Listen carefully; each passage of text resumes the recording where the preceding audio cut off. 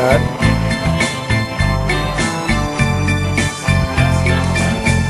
Hey, Todd. Just switched over to landline. Record.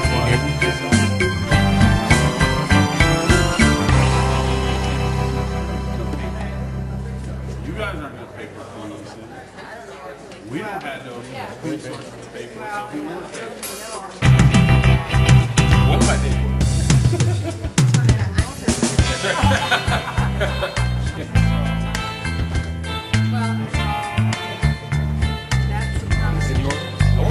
That? Yeah, I just switched over to the ether cord, so it disconnected. Now I'm back on. Can you hear me on the thing? Okay. I'm going to turn the phone off. Can you hear me? Type it if you can hear me. Is it breaking up the way it used to? And then again, when we're finished testing, I'll put it on mute. Just want to make sure you can hear me and see if it's still breaking up. Can you hear me? All right.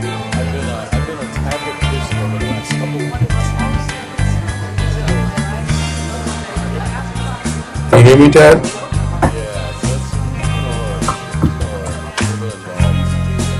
Can you hear me?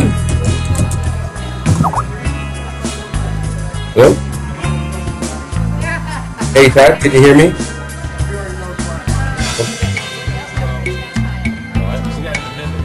Oh, okay.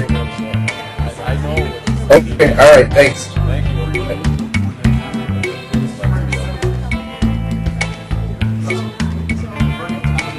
I read everything I get.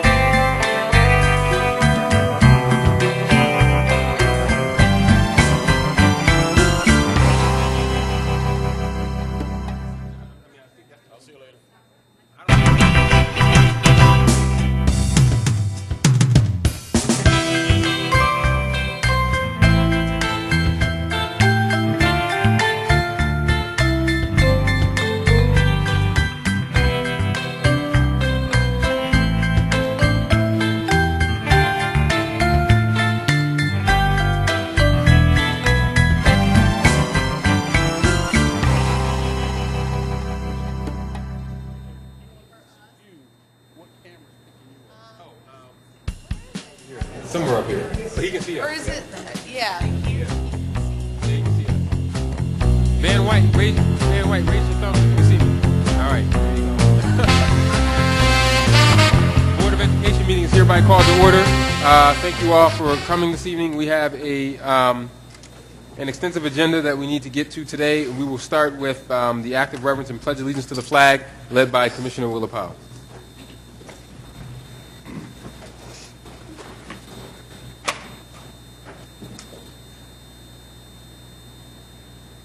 I pledge allegiance to the flag of the United States of America and to the republic for which it stands, one nation, under God, indivisible, with liberty and justice for all. Thank you. We have minutes from 3 previous meetings, the June 26th special meeting, the June 27th special meeting, and the June 28th business meeting. I entertain a motion to approve those minutes. It's been moved. Is there a second? Second. Any deletions, corrections, or changes to the minutes? Hearing none, all those in favor of the minutes, please say aye. Aye. Aye. The ayes have it. The minutes are approved. Thank you. We have no recognition this month. We will assume our recognition back in September when school starts back up. And then we'll move on to our speakers list. We have 5 speakers addressing us today. Each speaker is addressing us regarding School 16, which is on the agenda later on in the packet. I'll call up our first 4 speakers. Our first speaker is Diane Watkins. Is Diane here? Harriet Fisher. Ms. Fisher here? Good evening, Ms. Fisher. Bridget, is Bridget here? Bridget Monroe? I thought I saw Bridget. Bridget Monroe, and then Mary Ann Brody. Ms. Brody here? Okay. And what about Andrea Ebner? Okay, perfect. We'll start with Ms. Fisher. Okay. Hi, my name is Harriet Fisher. I'm a parent at the Montessori Academy. I have a few concerns regarding the proposal to move School 16 to the Freddie Thomas campus. My first concern is regarding supports that will be available for particularly middle school students. As you know, there are about 200 middle school students left over from Freddie Thomas, and School 16 will bring 7th and 8th graders as well. As you also know, middle school students are a challenging group of students. What protocols will be in place to ensure the safety of all students? Will there be more centuries and/or school resource officers in place in time for the start of school? You may recall that I've stood in front of you a few times in the past to address safety concerns at the Franklin campus. I'm sure you are aware of the many discipline issues at School 16. By rushing to move School 16 in at the last minute, I'm concerned that there won't be a good plan in place to keep all students safe. The Montessori community has fought long and hard to make sure our students and staff are in a safe space, and we are not willing to take steps backwards. My second concern is that the School 16 building is 100 years old, as are several other city schools. There are many problems with a 100-year-old building that will take more than just paint and a few patched pipes to correct. Is there a realistic plan in place that ensures all the required work will be done in 2 years? Also, the condition of 16 school was known long ago. Why did the district wait until school was out of session to propose such a big change? By doing that, you certainly have limited parent involvement. My third concern is regarding school climate and culture. Research has shown that establishing a positive school climate and culture is vital to the success of any school. The Montessori community was told that we would have at least a year before another school would move into the Freddie Thomas building. During that year, we would have been able to establish our school climate. Now, by rushing to do all this at the last minute, the district is certainly setting both schools up for failure. Too often, this district makes decisions without having a well-thought-out plan to make it work. I hope you all think about the plans you were shown, if any, regarding this move, and ask yourself if you honestly think you have all the information you need before you vote on such an important topic. Thank you. Bridget Monroe.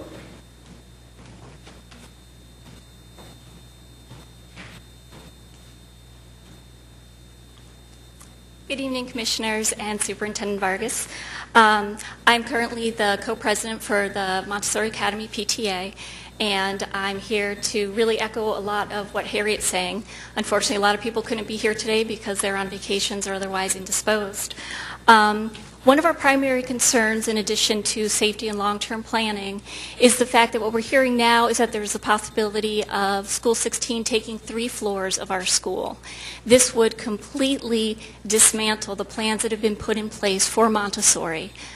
We've been working on this for probably a year of planning, Last year we were still in Franklin. This year we're supposed to be in the building. And now there's going to be a pinch on our space, and architectural plans that have already had money expended to develop are possibly being put aside. We are asking for the one contiguous school that we've been waiting so long for, because as you know, we are chopped up in Franklin between locked doors, and for us to have one unit that we can develop our school culture and really have the resources that Montessori has never had, from our own cafeteria shared, which we know we will have eventually. There are supposed to be 2 schools, but a cafeteria, a gymnasium, which we've never had before. We've never had a library. But we've hung in there because this is an incredible program. We have differentiation for students. We have the older students modeling their behaviors for the 3-year-olds and the 5-year-olds and the 6-year-olds. The students go into classrooms. They help the kids at lunch, the little ones, to get their packages out, open up little cups and things that they don't have the manipulative powers to do. They help the children get ready in winter for the bus or to go outside and play. So we really have a culture here of peace and caring, and I don't want to see that disrupted by an 11th hour plan and for Montessori to be left again without seeing one of our plans taken through to fruition. There's so much potential at this school, and if you put the resources and the concentration on it, I know you'll see more and more great things for Montessori. So please let us stick to our plan and fit 16 around it. Thank you. Thank you. Mary Ann Brody, and then after Ms. Brody will be Andrea Ebner. Good evening. I'm the rector of St. Stephen's Episcopal Church, and I'm president of the Southwest Ecumenical Ministry Board. St. Stephen's has an historic connection with School 16, and over the years, we have supplied tutors in their classrooms and collected school supplies and helped to support them in many ways. Most recently, the Southwest Ecumenical Ministry Program has helped to supply supplemental food to 50 students on a weekly basis and over school holidays. We've expanded our involvement in that program to include 2 more neighborhood schools in the southwest of the city. Why? Because we are neighbors. That's one of the benefits of a neighborhood school. Many of the families and children that attend a neighborhood school live in close proximity to one another. Neighbors build communities of care. Neighborhood schools can be a focal point for community development that enhances both safety and builds pride in the neighborhood. I support the renovations planned for School 16, but I would like to see something in the resolution that offers a commitment to a process for reopening an elementary school in the 19th Ward community after the renovations are complete, a process that would involve the community in conversation. What we are experiencing now does not feel like a community process. It feels as though something is about to be done to us, not with us or for us. It feels like something is about to happen that has been revealed in a way to purposefully exclude the community in conversation. It's happening in the summer months with very little notice or time to organize. Doing business in this way does nothing to build confidence in our city's school system or its leaders. It does not build trust. It does nothing to entice community members to offer time and talent that is vital to improve the educational experience that we want to offer our students. We can do better. We should expect better from one another and our children. I look forward to a renovated neighborhood school that will serve our community and draw young families to our urban neighborhood. I hope I can count on your support for that. Thank you. Andrea Ebner.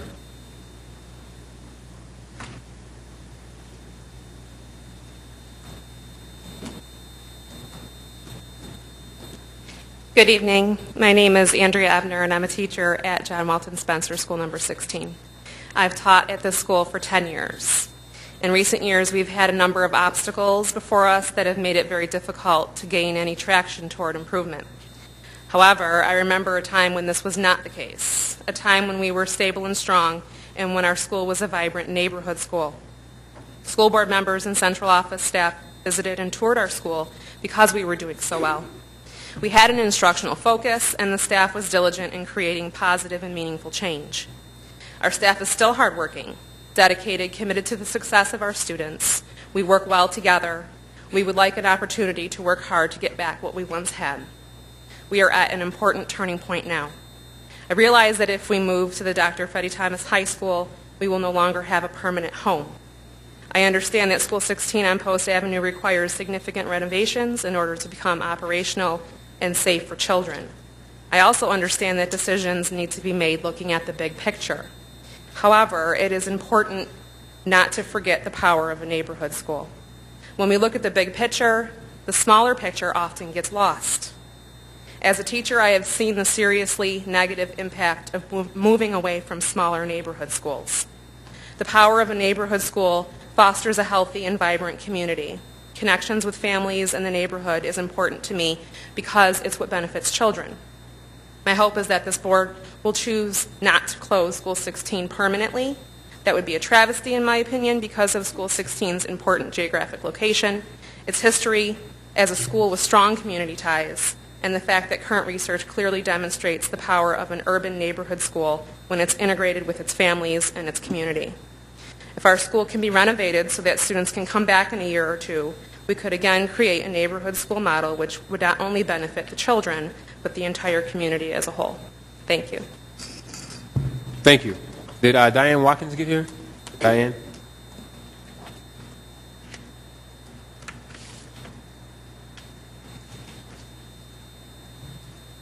Good evening. I have some letters from the presidents of some of our neighborhood associations for you. Ms. Lee. I stand before you tonight asking that you pause for thought as you make this decision to close school number 16. We're all clear that our children deserve a top-notch facility, and we're clear that if necessary, this tremendous task is best accomplished by temporarily relocating the students of 16 to another facility. The integral word here is temporary. As you make this decision, we, the residents of the Southwest, ask that you stipulate that the expectation is that this facility will reopen on its current site as soon as possible. Here are just a few reasons why. Out of all the schools in the Southwest, 16 boasts the highest rate of walkers. It is truly a neighborhood school. In 2005, Superintendent Rivera, with a collaboration from former Mayor Johnson, the School Community Advisory Board, and the Joint Facilities Modernization Board, recommended closure, reuse, or reuse as a transitional swing space, but not just for school number 16. They made the same recommendation for schools number 1, 4, 14, 22, 23, 25, 28, 29, 33, 35, 37, 41, 43, and 46. These recommendations had to do with the conditions of all of our buildings, not just academic programs. So the situation has been brewing for quite some number of years. In 2006, the RCSD hired an architectural firm, SWBR, and in their report, they thought that a reason